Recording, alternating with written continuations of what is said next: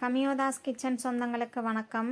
இன்றைக்கி நம்ம பார்க்க போகிற ரெசிபி மட்டன் பிரியாணி. 1/2 கிலோ அளவு மட்டன் எடுத்திருக்கேன். அரிசியும் 1/2 கிலோ அளவு எடுத்திருக்கேன். ரெண்டையும் சம அளவு எடுத்து இன்றைக்கி நம்ம மட்டன் பிரியாணி செய்ய போகிறோம். அதுவும் இதுக்கு நான் பாஸ்மதி ரைஸு, சீரக சம்பா அரிசி எதுவுமே எடுக்கலை. நம்ம வீட்டில் இருக்க சாதாரணமாக வச்சுருக்கிற பொன்னி அரிசி தான் எடுத்து செய்திருக்கேன். வாங்க இந்த மட்டன் பிரியாணி எப்படி செய்கிறதுன்னு பார்க்கலாம். அதுக்கு ஃபஸ்ட்டு ஒரு குக்கர் எடுத்துக்கோங்க. அதில் 100 ml அளவு தேங்காய் எண்ணெய் சேர்த்துக்கோங்க. கண்டிப்பாக தேங்காய் எண்ணெய் தான் சேர்த்துக்கணும், அப்போ தான் டேஸ்ட்டு நல்லாயிருக்கும். தேங்காய் எண்ணெய் நல்லா சூடானதுக்கப்புறமா 2 துண்டு பட்டை, 5 கிராம்பு, 2 ஏலக்காய், 1 ஸ்டார் அனீஸ் எல்லா பொருளும் சேர்த்து நல்லா பொரிய வச்சுக்கோங்க. மசாலா பொருள் பொரிஞ்சு வந்ததுக்கப்புறமா 200 கிராம் அளவு பெரிய வெங்காயத்தை நீள் வாக்கில் கட் பண்ணி வச்சுருக்கேன். அதை இது கூட சேர்த்து நல்லா வதக்கி எடுத்துக்கலாம்.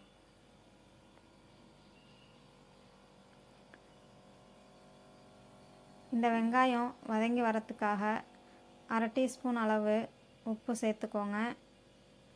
உப்பு சேர்த்து நல்லா கலந்துக்கோங்க. இப்போ பாதி அளவு வெங்காயம் வதங்கி வந்துருச்சு. கண்ணாடி பதம்னு சொல்லுவோம்ல, அந்த அளவுக்கு நல்லா கோல்டன் ப்ரௌன் கலர் ஆனதுக்கப்புறமா மற்ற பொருள் சேர்த்துக்கலாம். பாருங்கள், இப்போது நல்லா கோல்டன் ப்ரௌன் கலரில் வெங்காயம் வதங்கி வந்துருச்சு.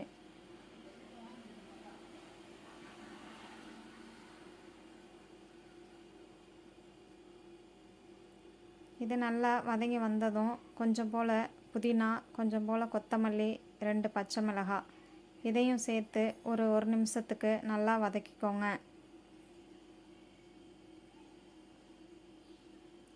நல்லா வதங்கி வந்ததுக்கப்புறமா 1 டீஸ்பூன் காஷ்மீரி மிளகாய் தூள், 1 டீஸ்பூன் தனி மிளகாய் தூள் ரெண்டையும் சேர்த்துட்டு நல்லா கலந்துக்கோங்க.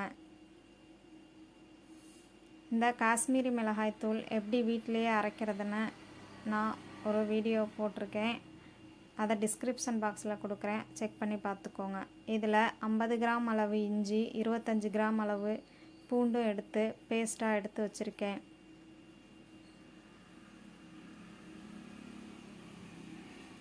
பூண்டு முழுமையாக தோல் உரிக்கணுங்கிற அவசியம் இல்லை. லைட்டாக மேலே உள்ள தோலை மட்டும் எடுத்துட்டு அரைச்சி எடுத்துக்கோங்க. 200 கிராம் அளவு தக்காளியை நீள்வாக்கில் கட் பண்ணி வச்சுருக்கேன். அதையும் இது கூட சேர்த்துக்கலாம்.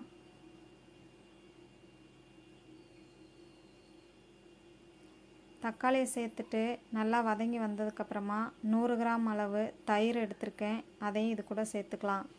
தயிர் புளிக்காத தயிராக எடுத்துக்கோங்க. ரொம்ப புளிப்பாக இருந்ததுன்னா தக்காளியோட அளவை நீங்கள் கம்மி பண்ணணும். ஏன்னா சாதம் ரொம்ப புளிப்பாயிடும், அதுக்காக தான். தயிர் சேர்த்துட்டு நல்லா கலந்துக்கோங்க.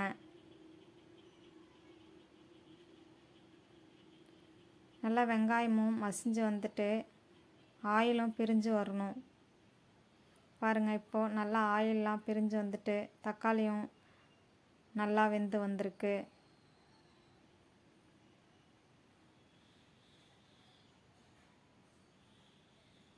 இது கூடவே வேக வச்ச மட்டன் 1/2 கிலோ சேர்த்துக்கலாம். நான் இதை ஒரு 5 விசில் விட்டு எடுத்து வச்சுருக்கேன்.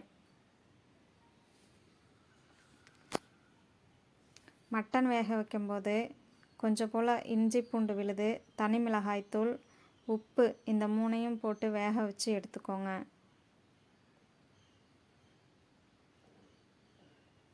நல்லா கலந்துட்டு இதே மாதிரி கிரேவி பக்குவத்துக்கு வந்ததுக்கப்புறமா நம்ம இதில் தண்ணி சேர்த்துக்க போகிறோம். நான் அதுக்கு இன்னொரு அடுப்பு ஸ்டவ்வில் 4 டம்ளர் அளவு தேங்காய் பால், 2 டம்ளர் அளவு மட்டன் வேக வச்ச தண்ணி, 5 டம்ளர் நார்மல் வாட்டர், மொத்தமாக 11 டம்ளர் தண்ணி கொதிக்க வச்சு வச்சுருக்கேன். எனக்கு 1/2 கிலோ அரிசி வந்துட்டு 6 டம்ளர் அளவு இருந்தது. அதுக்கு நான் 12 டம்ளர் தண்ணி எடுக்கணும். 1 டம்ளர் தண்ணியை குறைச்சிக்கிட்டு 11 டம்ளர் மட்டும் எடுத்திருக்கேன். தேங்காய் பால் கண்டிப்பாக சேர்த்துக்கோங்க. அப்போ தான் இந்த பிரியாணி ரொம்ப சுவையாக இருக்கும். 1 டேபிள் ஸ்பூன் அளவு உப்பு சேர்த்துக்கோங்க. நீங்கள் அரை கிலோ அரிசி எடுத்து உங்கள் வீட்டில் இருக்க ஏதாவது ஒரு டம்ளரில் அளந்து பாருங்கள். எத்தனை டம்ளர் இருக்கோ அந்த டம்ளருக்கு 2 டம்ளர் தண்ணி சேர்த்து அதில் 1 டம்ளர் குறைச்சி கணக்கு எடுத்துக்கோங்க. நான் அதுபோல் தான் 6 டம்ளர் அரிசிக்கு 12 டம்ளர் தண்ணிக்கு பதிலாக 11 டம்ளர் தண்ணி சேர்த்துருக்கேன். நீங்கள் தேங்காய் பால் கூடுதலாக குறைவாகவோ சேர்த்துக்கலாம். நான் 4 டம்ளர் அளவு தேங்காய் பால் சேர்த்துருக்கேன். இப்போது பொன்னி அரிசியை நல்லா வாஷ் பண்ணிவிட்டு அரை மணி நேரம் ஊற வச்சு எடுத்திருக்கேன். அந்த அரிசியை இது கூட சேர்த்துட்டு நல்லா கலந்துக்கோங்க. கலந்துட்டு இப்போ உப்பு, புளிப்பு, காரம் செக் பண்ணி பார்த்துக்கலாம். எது நமக்கு குறைவாக இருக்கோ அதை இந்த ஸ்டேஜில் சேர்த்துட்டு நல்லா கலந்துக்கோங்க. லைட்டாக இது மாதிரி கொதி வர பக்குவத்தில் நம்ம குக்கர் மூடி போட்டு மூடிட்டு விசில் விட்டு எடுத்துக்கலாம். 2 விசில் விட்டால் போதும். இப்போது 2 விசில் விட்டு தம்மெல்லாம் போயிட்டு சாப்பிட்றதுக்கு ரெடி ஆயிடுச்சு. இந்த பிரியாணி கொஞ்சம் கூட அடிப்பிடிக்காமல் நல்லா உதிரி உதிரியாக சூப்பராகவே வந்திருந்தது. ஜீரக சம்பா அரிசியில் செய்தது போலவே இந்த பிரியாணி இருந்தது. டேஸ்ட்டும் கொஞ்சம் கூட குறைவே இல்லை.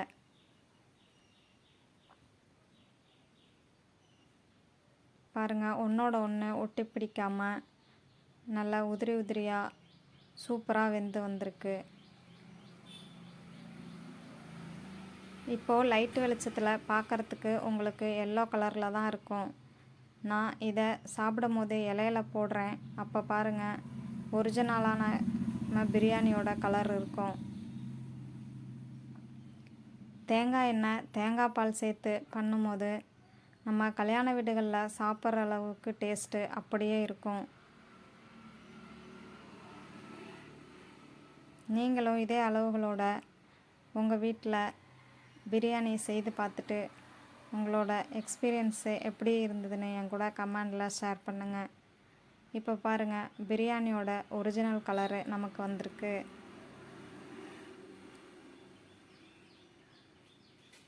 இன்றைக்கி நாங்கள் இந்த பிரியாணியை வாழை இலையில் வச்சு சாப்பிட போகிறோம். நான் இதுக்கு எடுத்திருந்த தக்காளி, வெங்காயத்தோட அளவை டிஸ்கிரிப்ஷனில் கொடுக்குறேன், செக் பண்ணிக்கோங்க. தேங்க்ஸ்.